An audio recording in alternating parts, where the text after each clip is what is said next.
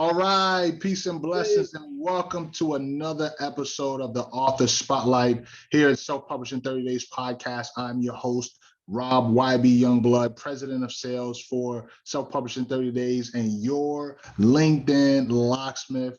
I have the pleasure of hanging out with my guy, Cedric W. Williams. This brother, I'll let him tell you what the W stands for and its significance, but this brother, I've known him for several months. He has been the ultimate supporter, but not only that, he's a part of the family.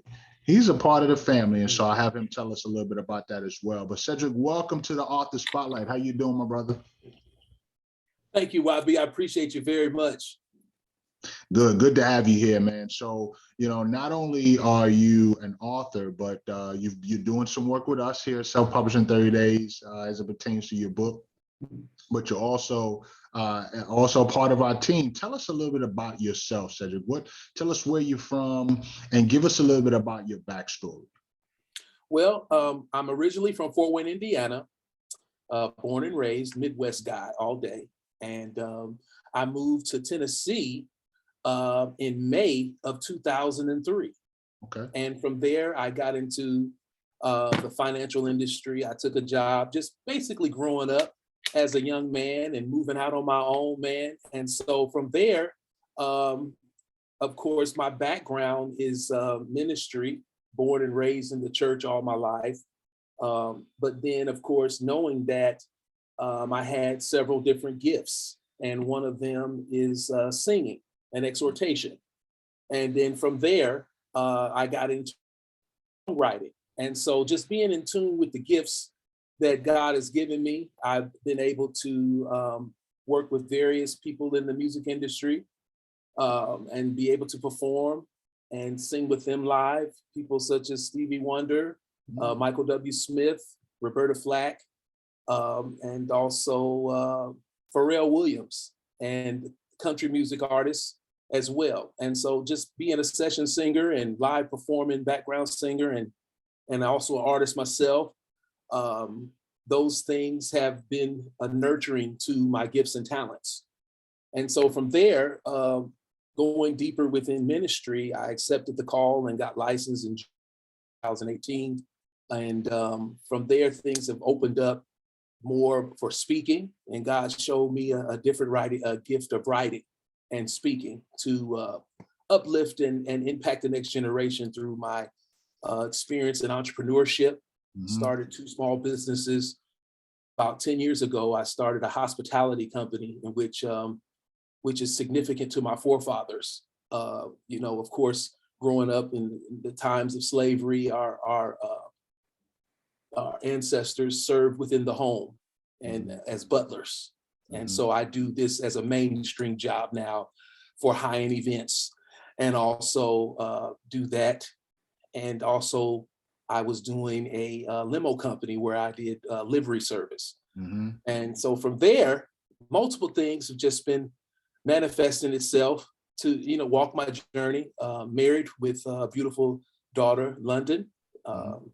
And so now I'm in a season of writing and producing my first official book, and just telling my story more of overcoming low self-esteem and bullying.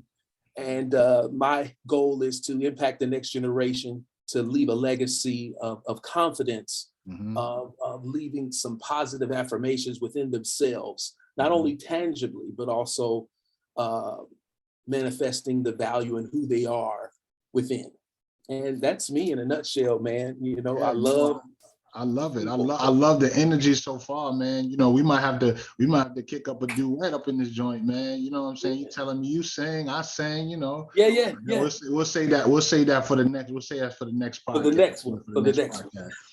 But talk a little bit about how your upbringing positioned you for your book, and then we'll definitely get into the book in and of itself. But how did your upbringing, how did your life story, how did that position you to become an author? Well, the experience in itself produced the story. The trials and tribulations, as you say, the experiences of not only growing up in a home that was very religious, Mhm. but also interacting with different people, and also experiencing different things that contribute to who I am today. Mhm. And posturing myself during the pandemic brought out some things that I had not forgiven, understanding that I had a Christian background and forgiveness being one of the pinnacle things of spiritual growth. There were things that, even though I had all of the tools and the places of people to be poured into, Mhm. those same type of people were the detriment of my insecurities Right. and my abuse and low self-esteem. And so writing this book was a form of therapy for me, not Mhm. realizing that I had a story Mhm. with my experience. And I think your experience from the moment that you're born, from the moment that you're grown, has an impact on the development of who you are as far as Mm. your character. Yeah. Yeah, that's good. How long, like, how did you know that you wanted to become an author? Was there a specific experience? Was it a book that you read? You know, like, how did you end up going from like dealing with your life story to then making the decision that you wanted to become an author? So I've always been a reader. My mom set me down when we were younger.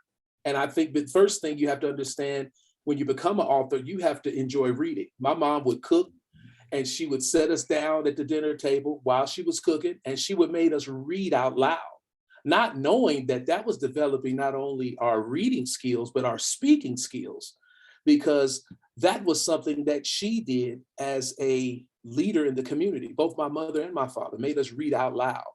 Um, in the process of me writing this and just journaling, um, God gave me a vision that when I was in fourth grade, he just gave me a glimpse of like Back to the Future, Mhm. using that example, that I was in fourth grade and we were writing short stories. And I was selected as one of the students to be a part of the Young Authors Conference when I was in fourth grade. So in the realm of all the things that I explained that happened to me musically, I thought it was music, but God showed me there's many things to you. Mhm. And so I was writing, journaling at 44 in the heart of the pandemic. And I had a best friend of mine who is very dear to me. And I read some of the content to him as he was calling me. And he said, "Man, this is a book." I said, "Really?" And Mm. so I was inspired by him being an author himself. Mhm. And so I gathered up some things and looked on YouTube to how to structure an outline. I didn't have a title or anything, just understanding the structure of that and getting an outline, which is part of the content. Mhm. And these glimpses of, and I was just searching myself and I said, "Lord, is this something you want me to do?" And so he showed me that glimpse, like, you've always been a writer. Right. Yeah, you've done it musically in the songs, but how about your story and your content as a form of ministry to help Mhm. someone and their life? Yeah. And so that was all a glimpse of just a small piece of uh, what produced me being an author, not knowing that it manifested my mess manifested manifestations of an authorship at the Mhm. same time, and manifested a miracle for myself and others, Mhm. and now in a position to monetize what is going forth, which is the book. Come on now, somebody need to hear that. Yeah. Somebody needs to hear that. So tell Yeah. us, what's the name of your book, and who is the book for? The book is entitled "It Gets Better After This: Overcoming Low Self-Esteem and Bullying to Discover Your Hidden Treasure." Mm. Come from several stories and life experiences that were traumatic to me, that were detriment of low self-esteem, and how I overcame those in the moment, and also how they can apply in this current present situation. It Mhm. is a book of inspiration. It is a self-help book, and it's an affirmation book full of quotes and scriptures Mhm. that have been dear to me and that have helped me over the 40 plus years. And it helps with all types of verbal and physical abuse. It deals with physical abuse, because there's three types of bullying. People don't understand that there is verbal, there is social, and there is physical. Break those down for me. So break down the social bullying. What is social bullying? Social bullying has everything to do with, example, cyberbullying. That's real. It's social media. So when you look at social media, they're hackers. There are people who are out to bully your financial information. There are people out there to bully you as a person, your character. All of those things have everything to do with social cyberbullying. That is a real thing.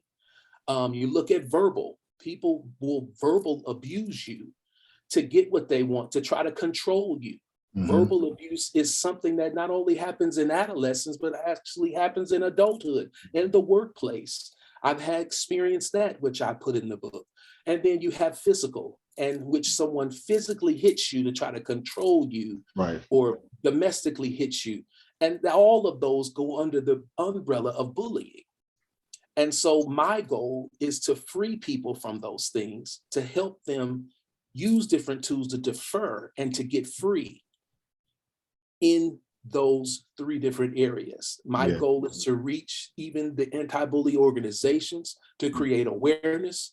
My goal is to even help corporate Americans, people who go out into the workplace who are in toxic leadership or environments, to help them see their value and understanding that you don't have to stay under that type of leadership to be valued as the person that you are. And so that's my goal, and that's my whole bridge in understanding that this is something that can help someone.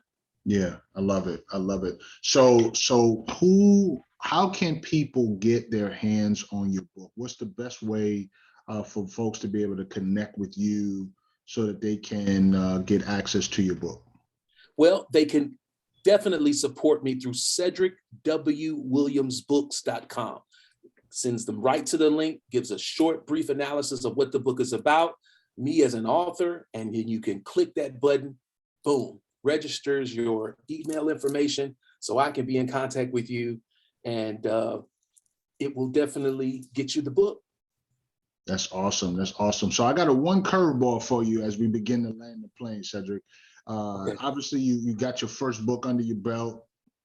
I'm sure you probably got some more coming up, but let's say your next book that you're ready to put together, you got the opportunity to travel anywhere in the world.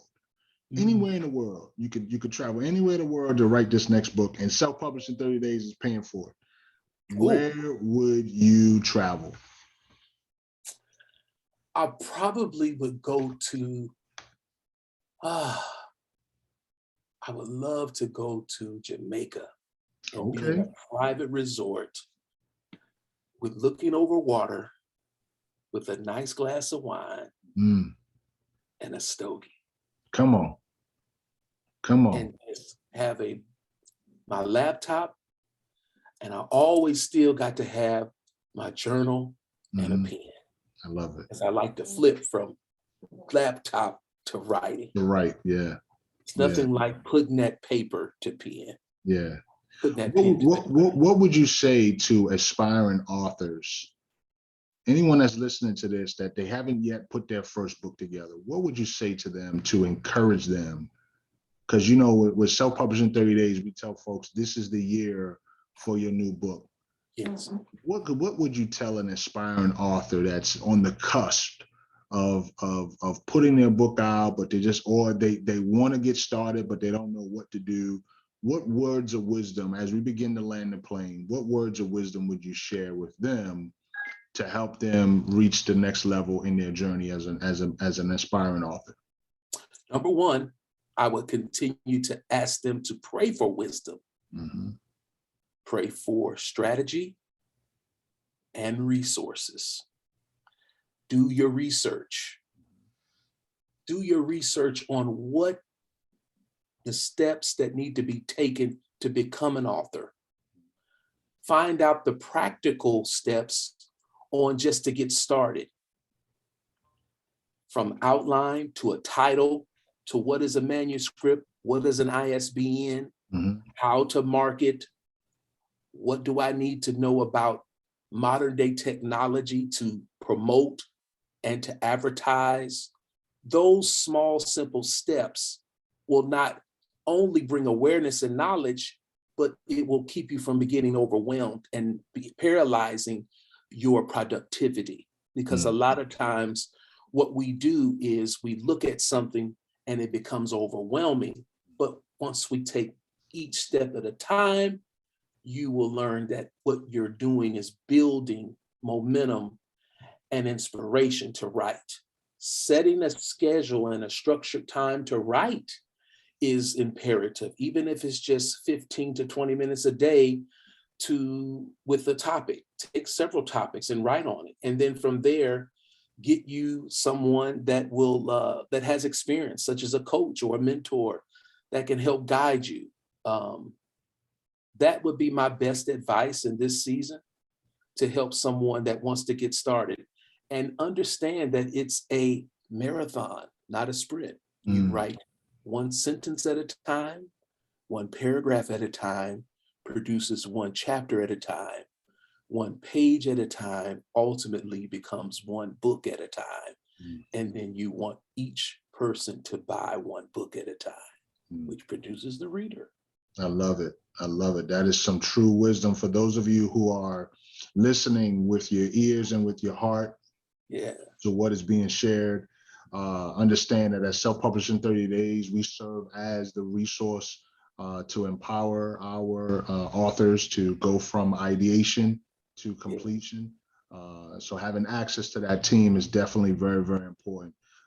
Listen, Ced, we value you, man. I appreciate you, man. Let me tell you something. For those of you who are listening, if you want to see Cedric in, like, I'm not even saying rare form, because he's in all form, make sure you are on Clubhouse. Make sure you come into the Authors Club so that you can hear him. We either in the LinkedIn for Authors Room, or we do that on Thursdays at 12 p.m. Eastern, or in the Authors Roundtable that we do on Fridays at 2 p.m. Man, listen, when Cedric comes on stage, he drops gems after gems after gems. So you definitely want to make sure you follow him. Cedric, once again, how can people find you if they want to just connect with you and support your movement?